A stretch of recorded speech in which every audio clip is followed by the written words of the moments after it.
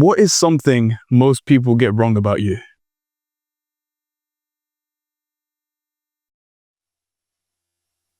I think, obviously, I very much enjoy going to the gym. It's where I know you from.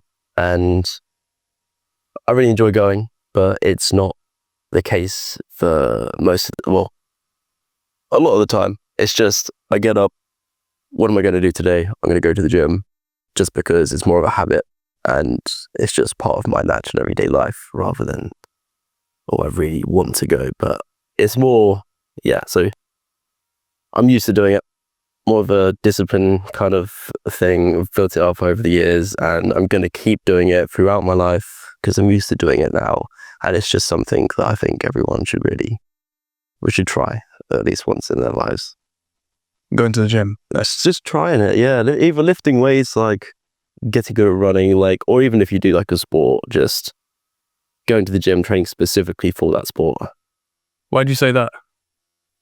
I feel like it could just help. It just definitely just helps. I mean, most like top athletes anyway, they would be going to the gym. They would have personal training sessions with like whatever coach or like athlete they were like been teaching by or something like that. And they'll have training programs and they'll be able to improve. So that's why I think it just improves obviously the health aspect, but then you can learn goals and you can progress in the gym and it feels good. Yeah, it feels good. I agree with you, man. I mean, that's the common sort of philosophy that everyone who goes to the gym sort of has. Yeah. But the main excuse that lies around people not doing that is they don't have any time. Yeah. What would you say to those people? Join the 24/7 gym. Join the 24/7 gym. Even if you don't go one day, you might have a spare, hour and a half one day. You can easily fit in the gym session at that time. If you don't have a car or you live like an hour away from the closest gym, that's fair enough. But if you live like 20-minute walk away or like a 20-minute drive, that's still enough time to get to the gym, do something quickly and then head out. Depends what you're doing, but the main kind of, if you're doing like a split or something, you can get it done. You just have to spread it out quite a bit. But. Yeah, again, I agree, man. I think everyone should, in some sort of aspect, get into training, whether it be specifically going to the gym, running, even walking outside. It can be a start of something. I think a lot of people can be worried about the way that they'll get viewed. Where they do first enter the gym. Absolutely. I remember my first time in the gym. How did you deal with it? I hated it so much. It wasn't even in the gym. It was a PT session, one-on-one with no one else around in this little boot camp down in, Regiment Way golf course. I think I've heard of it. You've heard of it, yeah. There's this little boot camp thing that, Holly, that goes to the gym. No, sorry. She PTs there, I think. She helps out there. And then this was like ages ago. But that's the first time I ever even got it semi-introduced into the gym. This guy called Russell. Saw him today actually, out of nowhere, really weird. Last time I saw him ages and ages ago. But then I saw him, he gave me some just PT lessons to do. I joined the gym, started doing it, hated it, didn't do it for another 3 years. And then I started doing powerlifting properly and then 5 years later, I'm here. What made you stop it for 3 years? I just didn't like it. It was so much effort. I was in secondary school at the time. I was younger. I was fat kid that hated walking to school. It was just, I was lazy. I didn't want to do it. And so I was just you know what? I don't really care about this enough to carry on doing this, even though I was fat and I could hardly run a 100-meter race in PE. So, I mean, that's an interesting path to go down. What was your experience like in secondary school, considering that those were your circumstances? Oh, I was just asking my mum for new trousers every time I'd try to sit down and they would rip, but then she couldn't find any more like bigger trousers, and I'd be like, so this is the problem. I just gotta not. I'd be very careful when I sit down, like especially on the field in summertime. Like me and my friends would always be like messing around and everything, but then sometimes there was this one time that they actually did like fully rip, but I had PE, so I had my like PE shorts, but I had to wear those for the entire day. I was like, that wasn't fun. Yeah, so yeah, that was my like experience. Just very uncomfortable all the time, and it just wasn't nice. It wasn't a nice feeling. But that's almost why I'm like I am now. I just hate it so much. It didn't stop me from being fat again, because powerlifting and weight classes went up, competed there. Didn't hate it as much because I went in the goal and I didn't have to sit in like some hot classroom, go up a bunch of stairs, be really sweaty, wear like a trousers, shirt and blazer the entire time. It was still horrible though, uncomfortable. Wouldn't do it again. Don't recommend it. Don't recommend it. From your experience on how maybe people treated you back in secondary school, because I think the way that people treat you based on how you look is there's a big disconnect between the two. Yeah.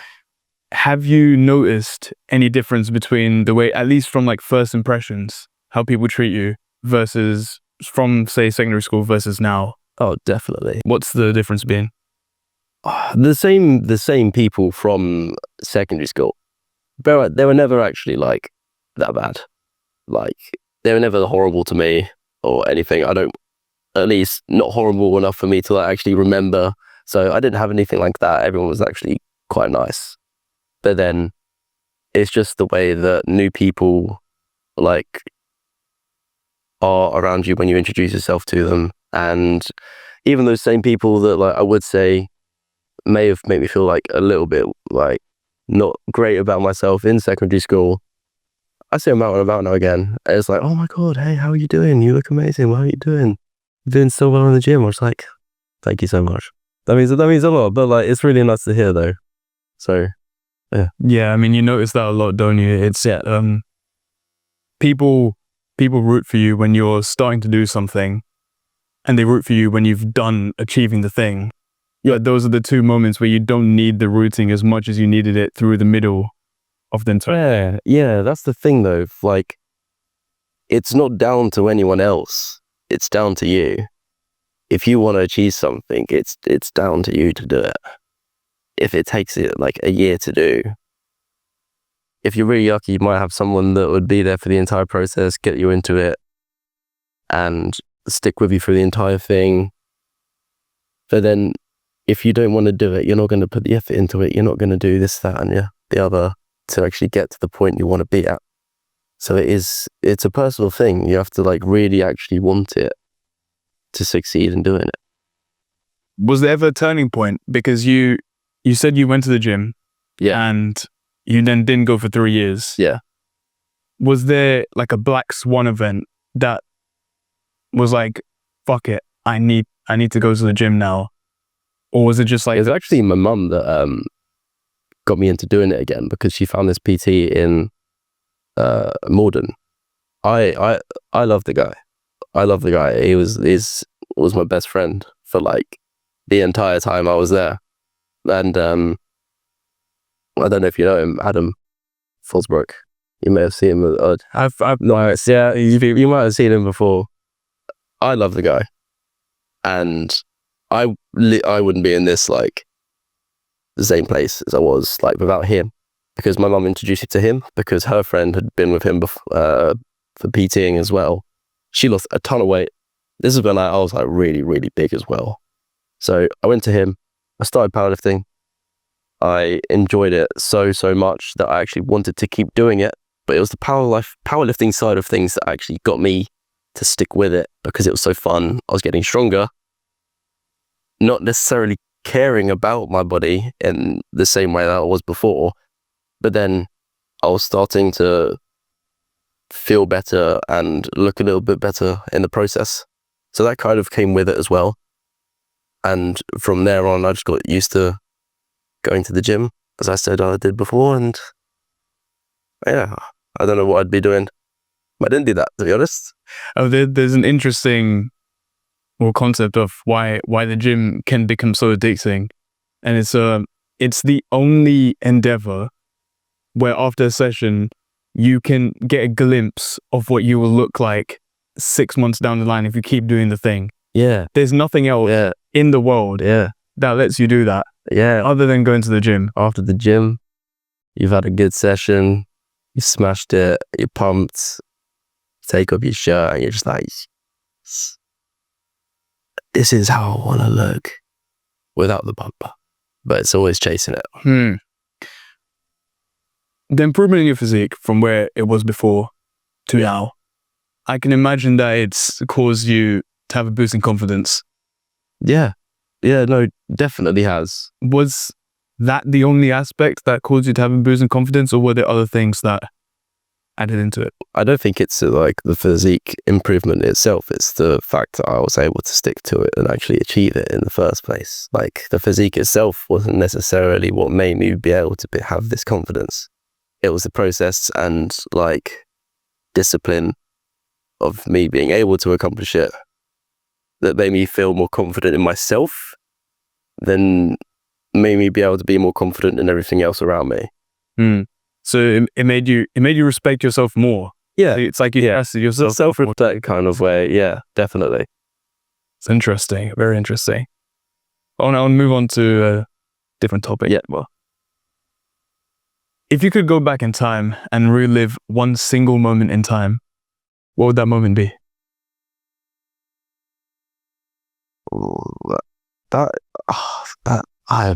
This is gonna take I don't even know. I honestly don't know. Take your time. One single moment.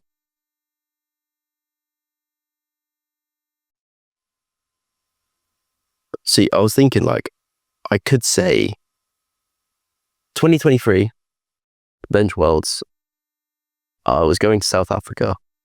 I was in the under 120s weight class. Didn't have to put on like a ton of weight. Coaches asked me, would you be able to do the 120 passes? Me being me, I'm just like, I'm not really sure. Didn't want to in the slightest. But then I didn't want to like disappoint them. So I eventually agreed to do it. I hated it. But then I don't think I would change that specifically, because then I might not have ended up where I am now. I may not have gone like, I was very big at that point. May not have had the drive to then come back to go to the gym, chase the like aesthetics rather than the strength, and get to where I am now. Who knows where I'd actually be up? That's a question that a lot of people probably think about all the time when they think about all their regrets and everything. But I want to see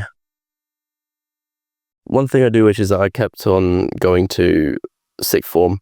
So I dropped out of that and then started going to the gym. That's what like kind of happened. If I started actually going to the gym and stayed there rather than dropping out and then going to the gym. Why did you drop out? It was during the COVID things. It was online lessons. It was just mental health, all-time low, fat, unhappy, bored, in my room 24/7.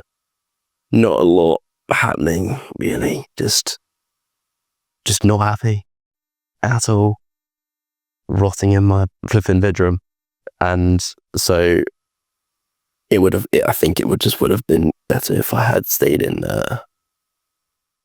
school. But then there's a lot of things that have happened because I didn't.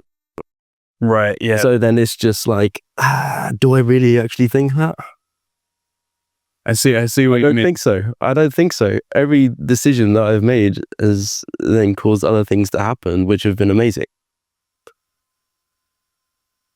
So can you be thankful for those things happening? Yeah. To put you in the place where you are now? Yeah. I think there's things that I regret, but then there's things that I think about that have happened after that decision I made the event turned out to be really good. Mm. So I think it's just what you make of the situation itself as a whole, rather than just the bad side of it. I mean, yeah, that's a good point to go on. I mean, lots of people spend a long time pursuing a decision, so that they can't decide between one or two, whatever it is. They can't decide between these two choices. But if you were to have just made the decision, the time that you had spent choosing between the two decisions could have been put towards dealing with the consequences of actually making the decision. Yeah. Which is... Yeah. It took me a single day to leave school. It took me one day I was in school, the next I was not. It happened in a single day. Like, I think it was a Tuesday. I was late. I was like, you know what? I can't be asked. And then I got on my treadmill. I just started walking on the treadmill. That's how it all started. Yeah. What did your parents think about you dropping out? My mum's always been like, well, the best person ever, well, to me. And she supports any decision that I make. Very much. She was also my teacher at the time in said school. But she's always separated herself like amazingly well from like her school life and home life. And she always puts my feelings first. So she was supportive of what I did, I think. And she was the one who looked up going to Adam, that my powerlifting coach, and she found him and then pretty much drove me there one day and was like, here you go, here's my child, sort him out please. And he was just like, yeah, okay, can do. And his personality was amazing, so I was easily kind of hooked to going there and starting to actually do it. So yeah, it was good. She's amazing. Yeah, I mean, it's great to have, especially your parents' support behind the things that you genuinely want to do. But there's a lot of people out there who don't have that sort of support system. No, absolutely not. What sort of advice would you give to those people? There's times where I do wish that maybe it was a bit stricter. There's like decisions, regrets that I've always obviously made and everything like that. Maybe my life would have turned out better. Maybe it wouldn't have. Could be so much worse right now. Could be so much better. No one knows. I like where my life is at the moment. Like, I've got this like amazing girlfriend, and I'm going to the gym, and I finished my first like kind of year at uni, so I'm in a pretty good state where I am right now. But like, sometimes I do wish like they may have been like a little bit stricter and pushed me towards some certain stuff, because I didn't know where to go. I had no idea what I wanted to do. No like specific like thing I was determined to get to. So, but then I found the gym. I was determined to get a better physique, and then that kind of gave me something to push towards. But apart from that, it took me a while to actually figure out what I wanted to do. So maybe a little bit extra pushing would have been better, and not just, okay, sure, you can do this, you can do that. I kind of agree, but I also have a pushback to that. And the pushback is, literally the other day I was talking about the difference between pressure and purpose. Yeah. And purpose obviously being, what I defined it as, purpose as something that you have come up with, that you're determined to pursue.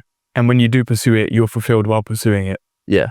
Whereas pressure, I feel like, is a purpose that is given to you by another person who thinks that is what your purpose is. Yeah. And when pursuing it, you aren't very fulfilled to pursue it, but you're pursuing it because you don't want to disappoint the other person. Yeah. I think that's what pressure is. And I think it's a good thing to give, at least it was a good thing that they gave you the space to try to figure out what it is that you felt like you want to do, Yeah. rather than them presenting a narrative of what they thought that you should do. Yeah. Yeah. I'm grateful for having the choice to do what I want. But then it was just like a couple of years where I had no idea. And nothing really satisfied me in terms of what I wanted to do in the future or anything like that. And it was tough to actually find the determination to do much of anything except from sit on my computer at home and play video games and that kind of thing. Yeah, I mean, while there's a risk associated with having yourself be in that situation, and then obviously having the opportunity to go down a path which would have led to a lot of negative situations. Yeah. Being in that situation also gave you the opportunity to do otherwise. Yeah. So all the traits that you build up, resilience, confidence, determination, that can only be built if you're in a situation where you don't have those. Yes. Yeah. So yeah, I even though you were in such such a bad spot, I think it gave you the opportunity to put you in the position that you are today. I have this insight that I cooked up, which is a little different to this, but I think it kind of relates. So it's the people who say, "I wish I started earlier." Yeah. I wish I started earlier. A phrase that I've heard and said many times to count. The only reason why you pursued anything at the moment you did is because the idea of it resonated with you only in that moment. Everything that had happened previously had led up to a certain mindset which would have only acted upon what you wished to do because it reflected the texture of your mind at the time. If the idea had presented itself earlier within your life, chances are you would have shrugged it off like it was any other useless thought that crawled its way through the depths of your consciousness. We react to ideas only from how we feel about them in the current moment, not how we would have felt about them in the past. So next time you think, "I wish I would have started earlier," you may have not even started at all. Yeah. But that's the thing though. If you start it, you need the grit, determination to get through just the temporary mindset of wanting to do it. You need to be able to stick with it and have the discipline to move forward even when you don't feel like doing it. So that's starting earlier. Everyone wishes they started earlier in something.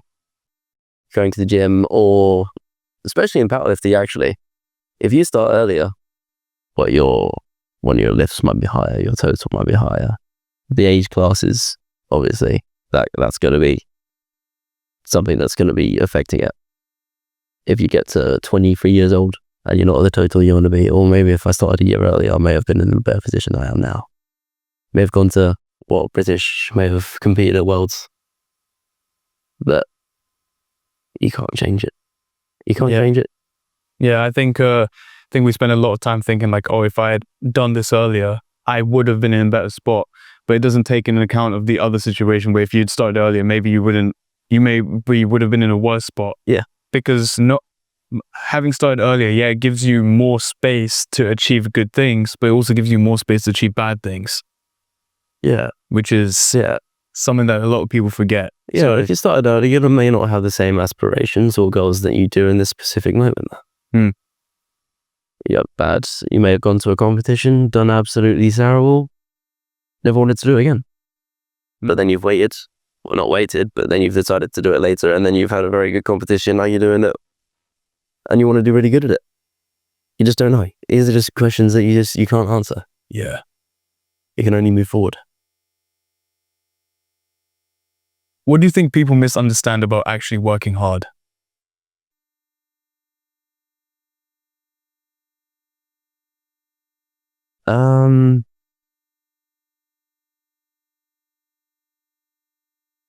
Yeah, you've got to, this is I don't do this. I don't do this at all. But you've got to work hard when you don't feel like it. If you want to, sometimes, I don't feel like it one day. I go to the gym, I have a terrible session, but then I regret it afterwards because now I feel like I want to work hard. It's just the regret after it. It's just, as I said before, you gotta have the grit to actually do it. No, I'm not like perfect by any means. I don't work as hard as I can all the time. I wish I did, but like, is it possible to just be at 100% the entire time? Like, I don't know. If it is, I want to be able to do it, but then I don't know, do I have the actual like mental strength to be able to just push myself that hard? I think everyone should like aspire to be like working as hard as they can, but there's certain situations that people can be in, like affecting them at some point, where they've had like some stuff going on in their life or anything like traumatic or anything. Like you're gonna feel bad. You're gonna feel bad at some points, and that's normal. So working hard all the time isn't necessarily like the best thing to do. Sometimes you need to just space yourself off for a little bit and then come back to it when you're feeling better. And then you can work even harder than when you're feeling bad about it. Having a rest isn't too bad sometimes. Having a rest is good. Yeah, I mean, people find it hard to navigate, especially it's the kind of mindset that exists now. It's either that you're working every day to the full maximum capacity or you're not working at all. And I think you need to be able to navigate through that to figure out, I'm working hard these days and I'm taking a rest these days. Because I mean, even the regular split that exists of work every weekday and take a rest weekends isn't really a bad idea to go through. No. Where it's just like you're on the Friday on the last day and you're like, oh, I can rest tomorrow. But then on the Sunday, you know that after Sunday, you're going to eventually get back to working hard. So you won't feel guilty about not working hard. And you can extend that across periods of time as well, where it's like this entire month, I'm going to go solid at this thing. Yeah. But the next 2 weeks after that, going to rest off. You're just going to have more good days than bad days. Even if it's just by one, it's a start. What's a good day to you? Give me, like if you were to break down what makes a good day for you based on the good days that you've had, what do you need to do to have a good day? Don't sleep in. Don't get up too late. I never really do, to be fair, but then if I do, sometimes it's just like, I feel really bad. I've like gone up so late. But then if I'm like, whatever I need to do for that day, whether it's like a diet like goal or whatever, if I can hit that, that's part of what makes it a good day. Honestly, just not slacking in anything that I need to do, like in the short-term goals that I have for myself. It's a good day. It's a good day. So getting work done for uni or not eating like a complete just couch potato or something like that. And yeah, just it doesn't necessarily have to be fun. It's just, you just got to get through it. And if you've had a good day, then you get the satisfaction out of that. Whether it was like hard or easy, or it was you enjoyed it, or it was terrible, you get the enjoyment out of doing it at the end of the day. If it was, you might be starving at the end of the day, but if you can go to sleep and wake up the next day, then you know you've like succeeded. So that feeling for me is probably a lot better than actually the hunger of it. See.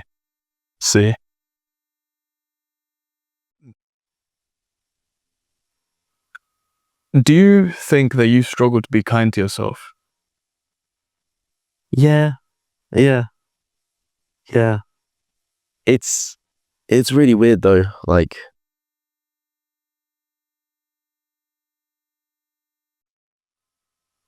I like pushing myself, like in my mind, like, but if then I'm kind to myself, I feel good. And if I push myself and I do something, I feel good. And then it's just, it's difficult.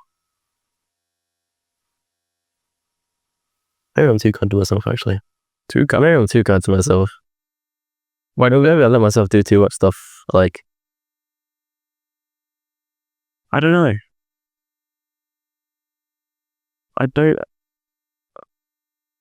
I've never really thought about it, to be honest. I've never thought about it. Am I too kind to myself? Like,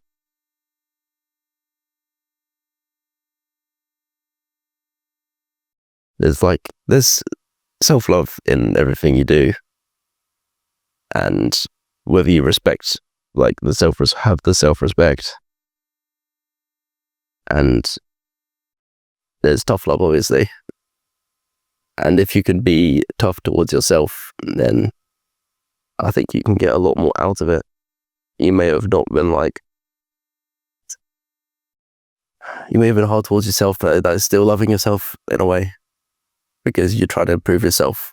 And if you want to improve, like, if you want someone else to improve, and there's like something that you need to tell them so they can improve, but they might have their feelings or whatever. Like, if you love them, it's probably the right thing to do. But it's the exact same thing with yourself. You've got to ask yourself the tough questions, and you've got to go, like, to push through it. And if you don't have love for yourself, then you might not actually do it and get through with it. So yeah, no, I will say I don't actually love myself enough. So you don't struggle to be kind to yourself, or do I think I do. you do? Yeah. Okay. Yeah. Have you ever taken active measures to try and be a bit more kind to yourself? How do you mean active measures? As in, like, treat myself, or yeah, I mean, you do, like, simple, small things, like something that made you feel good in the moment that happened in the day. And you're just like, I did that. Like, good job, me. Oh, I don't think so. I don't think there's many moments like that, to be honest. But it goes back to the last question. I don't think I do. Yeah, I mean, I guess humans have a negativity bias, so we tend to look at the things that we're doing wrong and see things that we're doing right. And Yeah. I guess one of the things I came across was, it kind of relates. We will watch podcasts such as this, read books, YouTube videos, and applaud other people's successes and think, oh my God, how the hell did they get there? Yeah. How can I do that? Yeah. And then when it comes to ourselves, we'll think to ourselves like, oh, I did this wrong. How do I not make that mistake again? Which is fine. Yeah. But that person who got the success for them, their unique life, character traits, abilities, they got the success for them. So you trying to replicate that won't happen. But if you take a moment and think, how did I succeed at this thing? I did good at this. Yeah. How can I make sure that this good happens again? Yeah. Breaking down our own successes rather than other successes. It's when you get something, well, for me anyway, you get something so strong in your head in one particular moment that it does just stick with you. Like, the whole, like, every single time I've, like, lost a lot of weight and kept at it, I've just had it over and over again in my head that, like, I really want to do this. And there's nothing that could actually, I can do this. And just had the confidence in myself to actually just do it. But if I don't have that, I find it 100 times harder to do anything that I actually, like, feel like I could want to do. But then there's the fact, do I actually want it? And do I actually want it if I don't feel that way?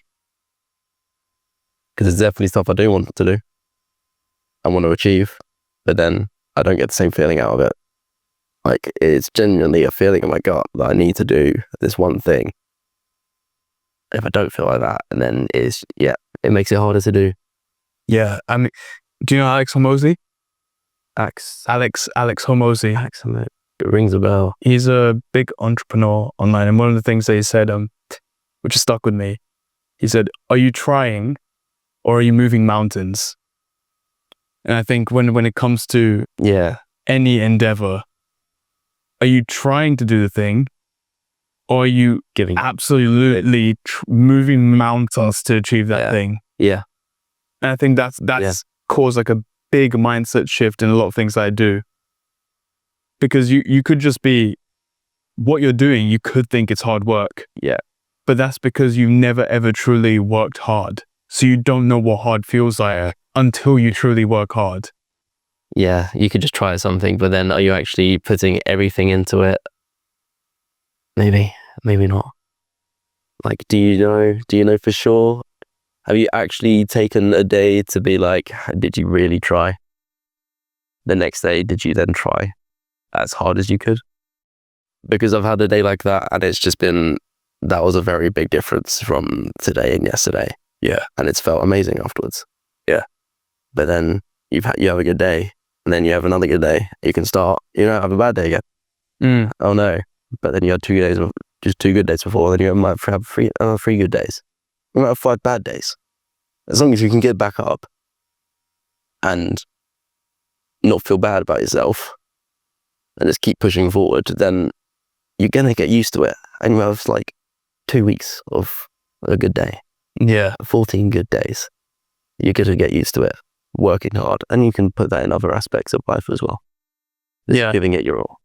I mean, with that, I think people struggle to, I think this is like a problem I have as well. Like everyone has this problem. We struggle to extrapolate, like even the week itself. We could have had 6 out of 7 days be great days in a week. But if there was one bad day, it's a terrible week. You would focus on that one day. Exactly. Absolutely shocker of a week. Damn. Yeah, no, absolutely. Absolutely. I feel like that, as you said, negativity bias in humans, it takes a very big place in your mind when it happens. Then you completely forget about everything else if it's like that bad. I mean, on top of that, I think there's a little sense of confirmation bias in people. And at least this is what I think. And what I mean by that is, if you're looking for a reason to justify something else, you will find reasons. Your brain will find a reason to justify it. Yeah. So if you want to convince yourself it was a bad week because of something that happened, you will find reasons to convince yourself it was a bad week. Yeah. But it's so difficult to be like, you know what? It was a good week. So difficult to do that. And if you can find a way to do that, then you're pretty much just conquering your own mind at that point. Yeah. But that's probably one of the toughest things for someone to do. Like, you're going to keep on focusing on that negative, and it's just going to eat away at you. You're going to feel so bad afterwards. It's just hard to reflect on everything as a whole and not just focus on that one thing. Moving on to a different topic. Yeah. How can people navigate having a healthier relationship with their partner? What are the factors that contribute with that? Honesty.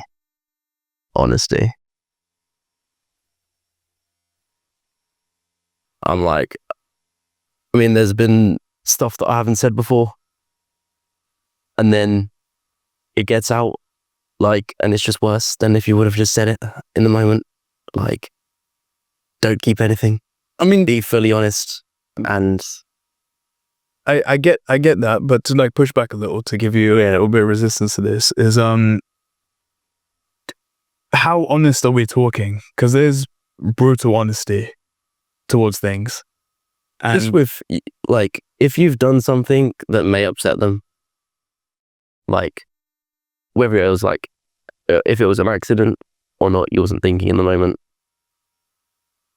they'll probably learn about it eventually. If they hear it from you, it's probably going to be, they might appreciate it a bit more. It still might suck, but then it's the truth. You've been honest with them. So it's better for you to do it rather than someone else. But it's also respecting each other. If someone doesn't like something in a relationship, you talk about it, come to an understanding, sort it out. But then, if you could just stop doing whatever. Yeah. If someone's got an insecurity in the relationship, it's just why would you want to? Why do you do this? Understand why they do it. It's just it's just not great a thing to do. So would you mind stuff like that? But then they're always just, if they have that respect, then they will. I think a lot of people will struggle to understand that. I mean, when we're talking more the way that they react to certain situations, for example, Yeah. a lot of people will think their partner is to an extent, a bad person because they reacted in XYZ sort of way, right? And Alan de Botton, he has this thing that he says, anytime someone reacts to a situation and you don't like it, Yeah. that reaction that they had made sense at some point in time in their entire life. Yeah.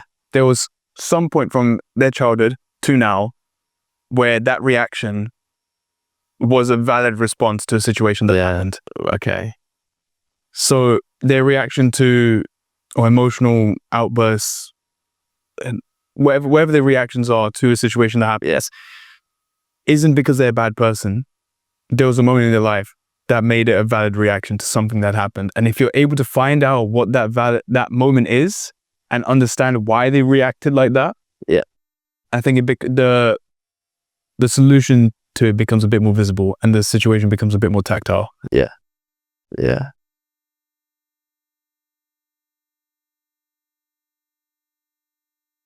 I think I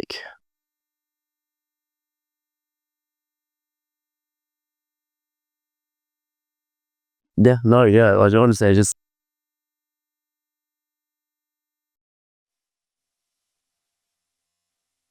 it's just if it's a learning process that you have to do and go through with your partner, and you're learning to love each other.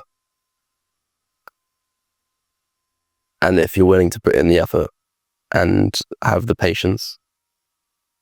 Fortunately, I was someone who's got a ton of patience. So it's just like, very, very grateful. Yeah, very grateful that it's having the patience and just respecting your partner, which could probably make it a healthy relationship. How long have you guys been dating now? 6 months and 1 day. All right. 2 days. 2 days. Is it the 11th, right? It's the 12th today. Oh, it's the 12th. Okay, 2 days.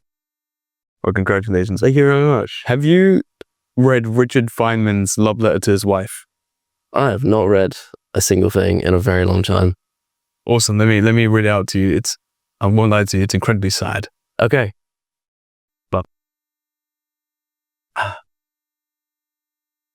October 17, 1946. Darling, I adore you, sweetheart. I know how much you like to hear that, but I don't only write it because you like it. I write it because it makes me warm all over inside to write it to you. It's such a terribly long time since I last wrote to you. Almost 2 years. But I know you excuse me because you understand how I am. Stubborn and realistic. And I thought there was no sense to writing. But now I know, my darling wife, that it is right to do what I've delayed in doing. And that I've done so much in the past. I want to tell you I love you. I want to love you. I always will love you. I find it hard to understand in my mind what it means to love you after you are dead. But I still want to comfort and take care of you. And I want you to love me and care for me. I want to have problems to discuss with you. I want to do little projects with you. I never thought until now that we can do that. What should we do? We started to learn to make clothes together. Or learn Chinese. Or getting a movie projector. Can't I do something now? No. I am alone without you. And you were the ideal woman, the general instigator of all our wild adventures. When you were sick, you worried because you could not give me something that you wanted to and thought I needed. You needn't have worried. Just as I told you then, there was no real need because I loved you in so many ways so much. And now it's clearly even more true. You can give me nothing. Now yet I love you so that you stand in my way of loving anyone else. But I want you to stand there. You, dead, are so much better than anyone else alive. I know you will assure me that I'm foolish and that you want me to have full happiness and don't want to be in my way. I'll bet you're surprised that I don't even have a girlfriend. Except you, sweetheart. After 2 years. But you can't help it, darling. Nor can I. I don't understand it, for I've met many girls and very nice ones, and I don't want to remain alone.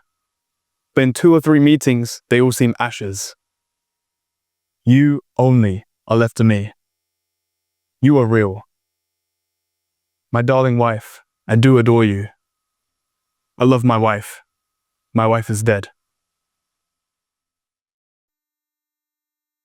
You're right. You're not wrong about that being a very sad letter.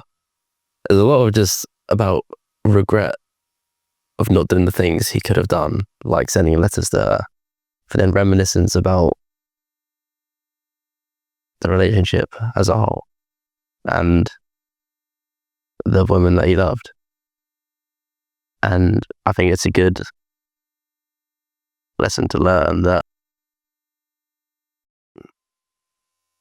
don't be scared to just do what you feel is right. And don't be scared of judgment in your relationship. It's you two at the end of the day. Don't care. Don't care what anyone else thinks. If you want to do something, especially for your partner, go do it. Someone else might think it's cringy as hell, but then to your partner, it might be the best thing ever. It's like writing a letter to them, or getting them 3,000 flowers or whatever, or making them something, baking or whatever, just things to make sure that they know that you love them and would do anything for them. Just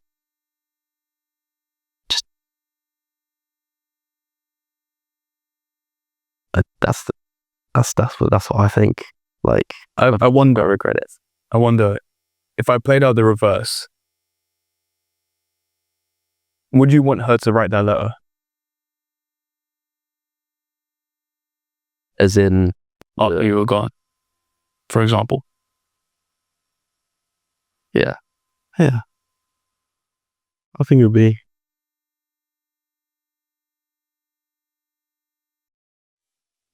That's a deep. I think.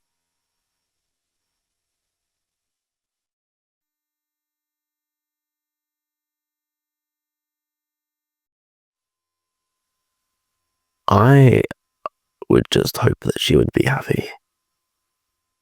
I did somehow be happy and carry on being fun and adventurous without me, but just keep me there, just in memory, which I probably wouldn't even have to say, but yeah, because you're still living, you can still enjoy it. I'm with you, but just not with you. But then definitely don't just do nothing. Just live the rest of your life and explore, adventure, have fun, and just I'll be there, in there. So good. I've got a question. So it feels really short to say how do you find the one? I mean, how do you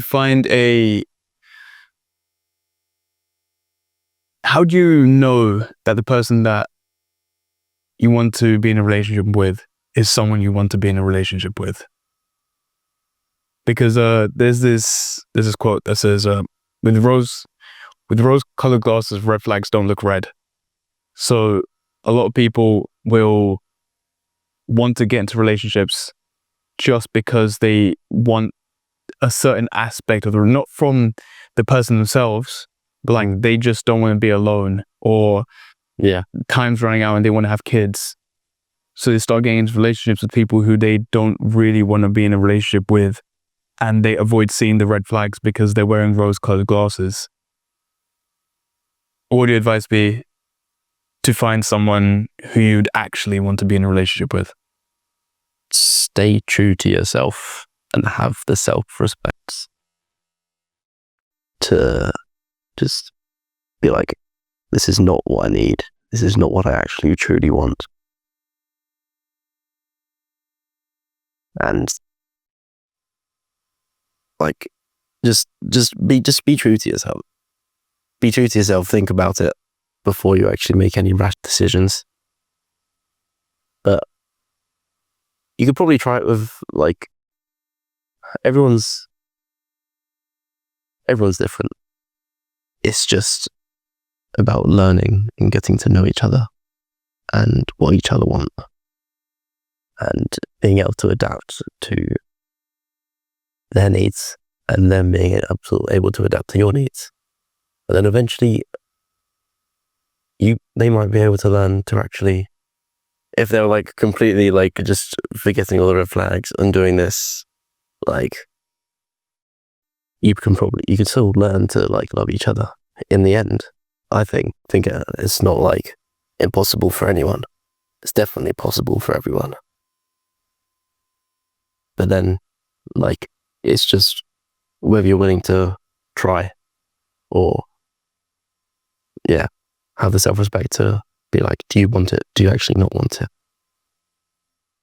And yeah, just having the love for that person as well, to then say, oh, I'm not going to be like great for you because I don't actually want it, to then walk away from it, which is probably the hardest thing you could do. Yeah.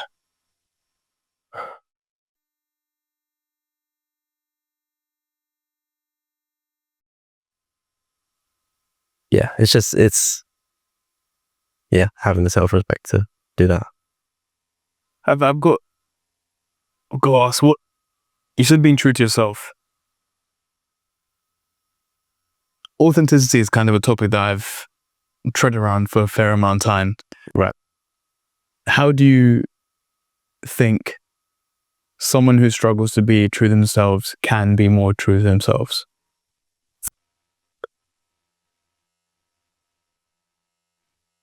Just like go somewhere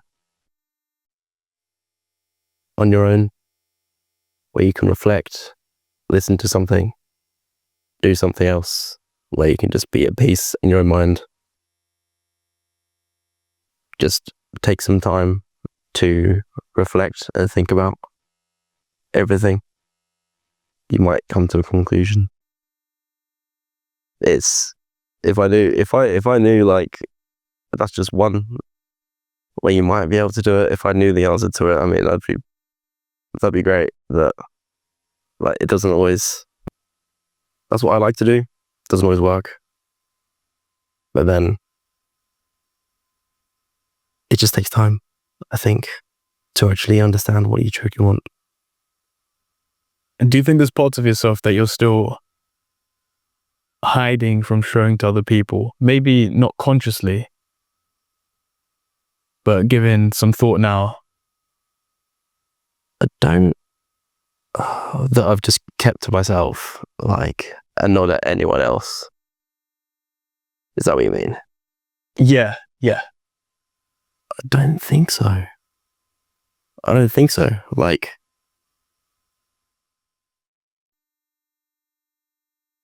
something about myself? Definitely not, I don't think. Like,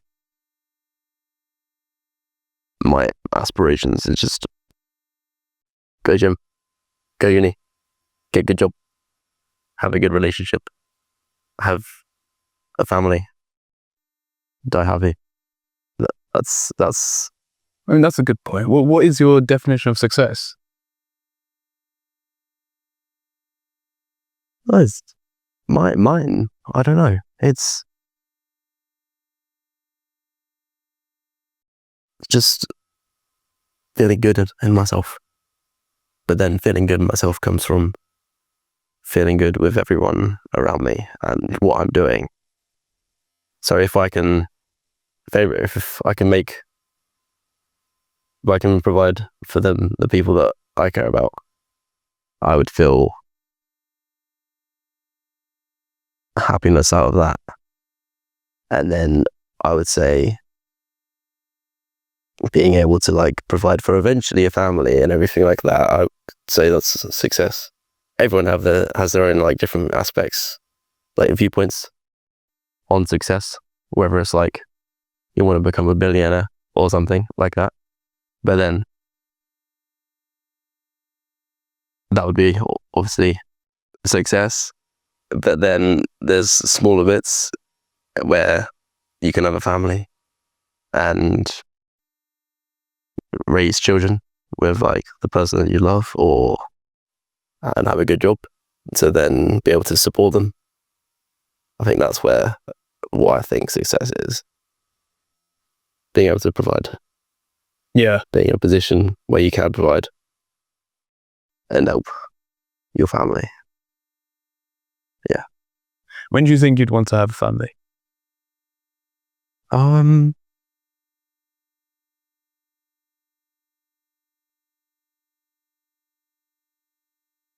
I think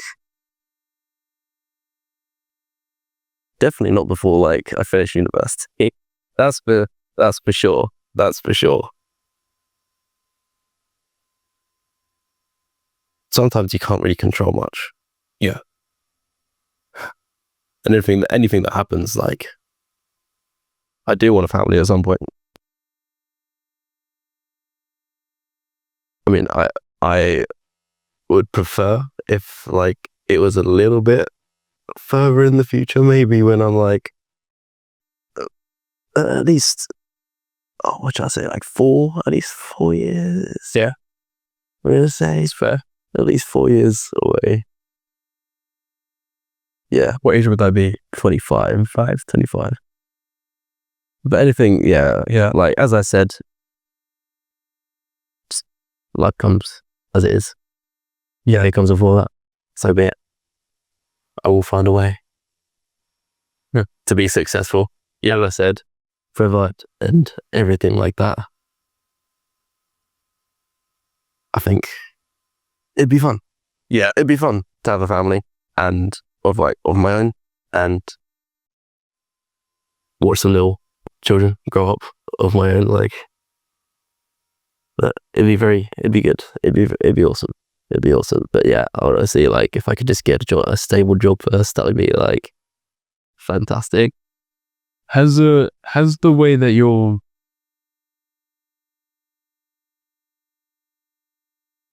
mum helped you grow up, has that influenced you in a way on how you treat your own kids, or do you plan to do something different?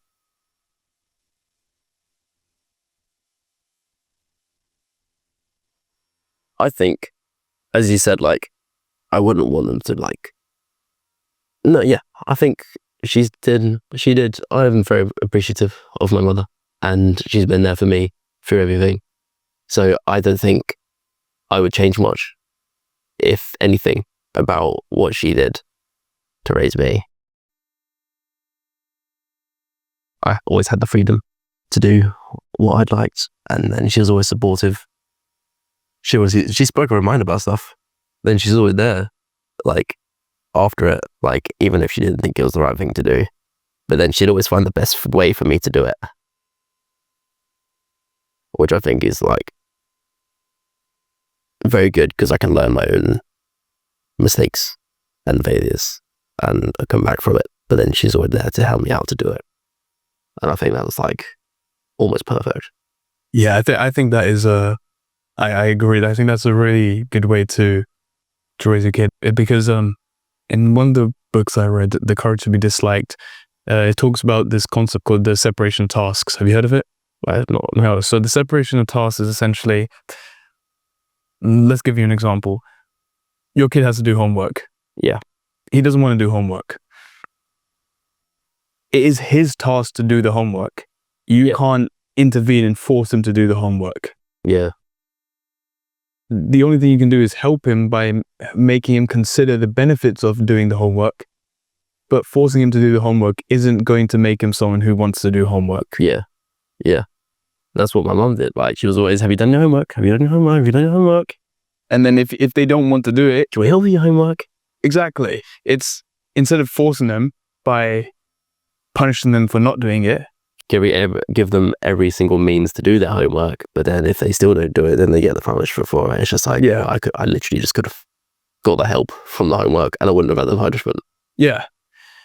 Well, what is your, I guess this is a bit of a tangent, like your take on the reward punishment system? I mean, it's kind of pushed in schools, parents do it all the time, where it's like, you do something good, you get a reward. Do something bad, you get punished. I think it's like that with everything though, but even though you do something good, like sometimes you don't get a reward, but then you do it for the sake of just because it's a good thing. I guess my insight on it is that the problem that it creates, right, is I won't do good things unless I get rewarded. Yeah. And I'll do bad things if I don't get punished. That's the kind of mindset it grows, doesn't it? Yeah.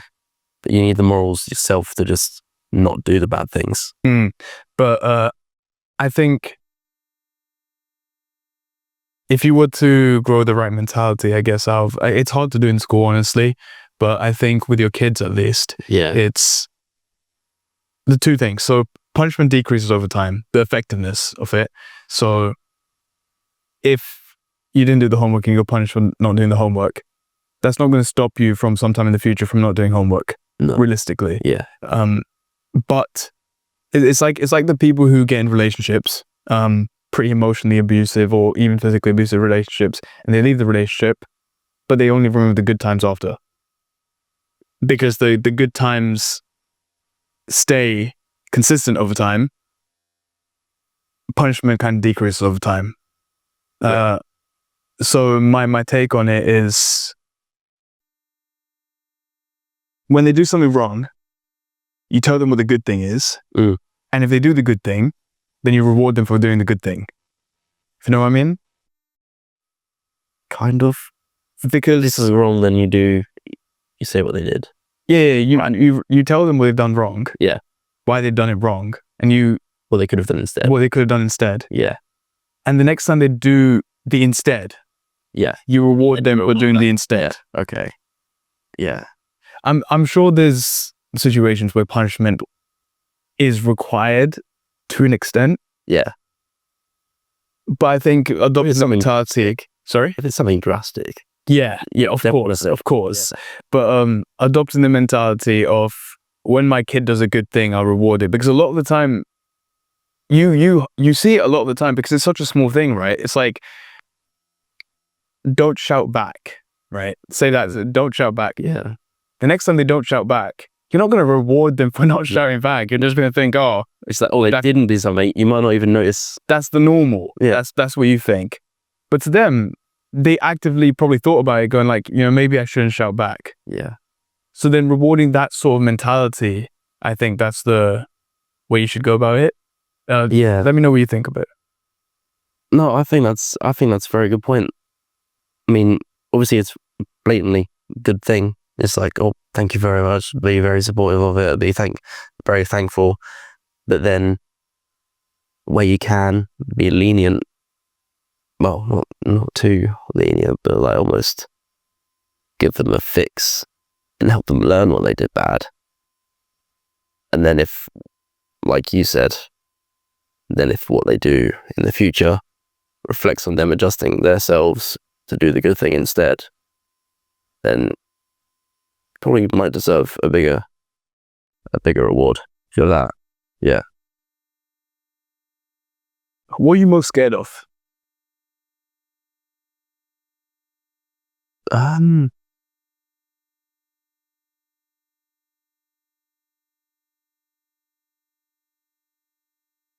don't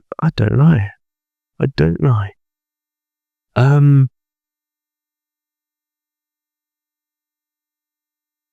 I guess the opposite of what the success was, just the failure of not being able to achieve a level of like financial and like financial security and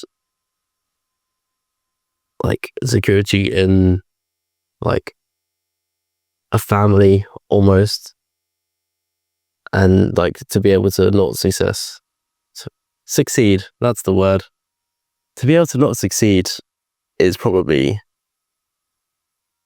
my biggest fear.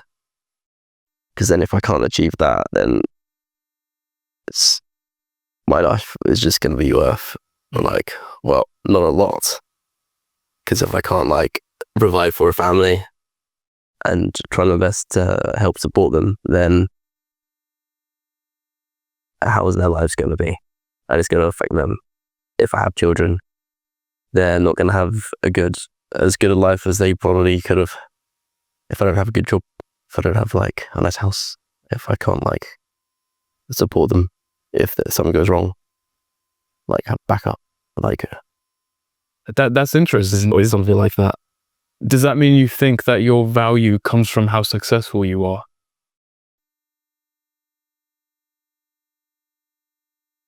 Yeah, in a way, yeah. But yeah, any amount I can provide.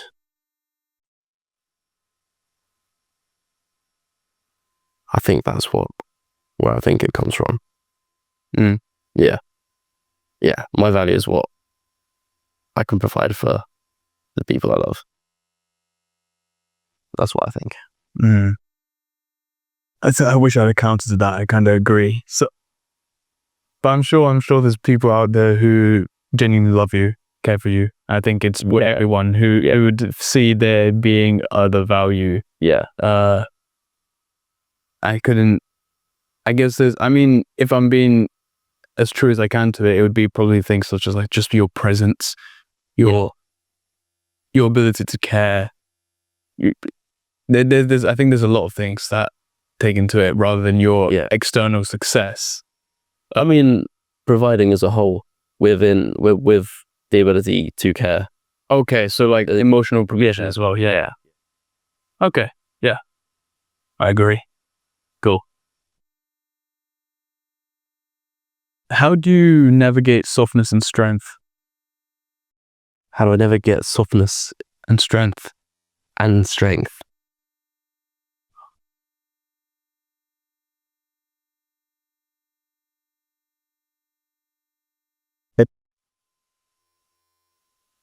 Softness because you don't know what other people could go through, but strength because you've already been through stuff yourself. Yeah. Like, you're going to have a better character and emotional ability for like support if you've been through stuff yourself. But then staying quiet, not necessarily staying quiet, but the ability to listen, staying calm, not necessarily being soft, but helping people and not putting them down, because you know and you've learned that life can be hard sometimes, and being empathetic to other people because you know what it's like. And if you know that you've felt bad about something before, then you know what they're going to be going through, so you can help them. So when do you think there'd be times to offer someone a hard truth instead of being empathetic to them?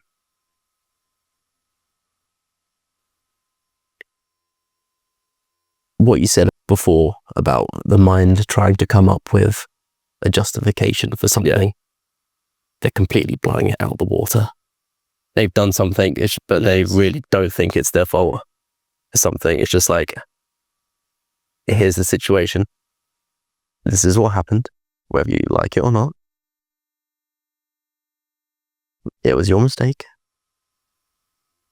But everyone's made mistakes. Gaining the strength to actually admit it, being strong in that sense, and just having the courage to be like, you know what, I messed up, or something like that.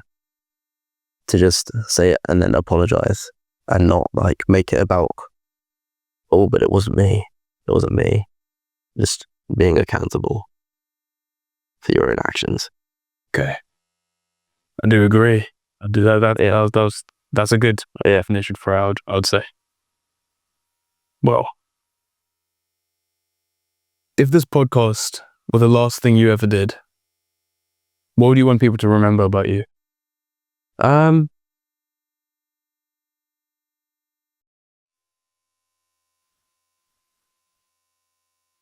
There's been many times where I've been unhappy or quiet or whatever, but I was always at my happiest when I was like talking with other people and not by myself. So just talking to other people and having interactions with them.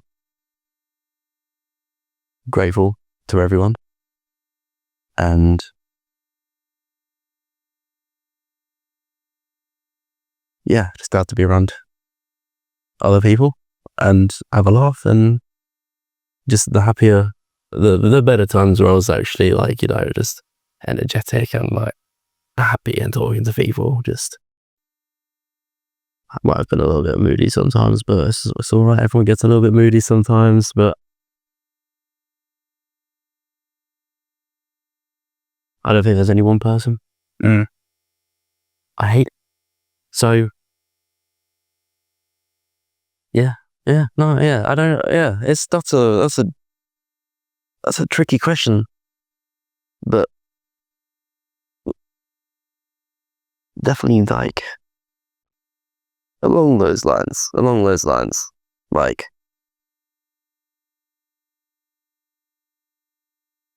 there's many people in my life that have done a lot for me, and some that I don't even like to speak too much anymore, but I love all of them, and even like the newer people in my life. I mean, not that it's new, but like my girlfriend as well. Love of my life right now.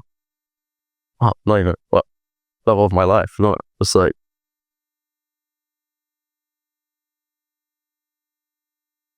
yeah. There's been a lot of people that I've loved and had good times with, and I'd hope that would be what I'd be remembered by. What's a piece of advice you'd leave with the world? Be happy. Just be happy. Just be happy, please. Everyone be happy, please. It's good. It's very good. But don't be too hard on yourself. Take a chill pill. Chill out a bit. You're fine.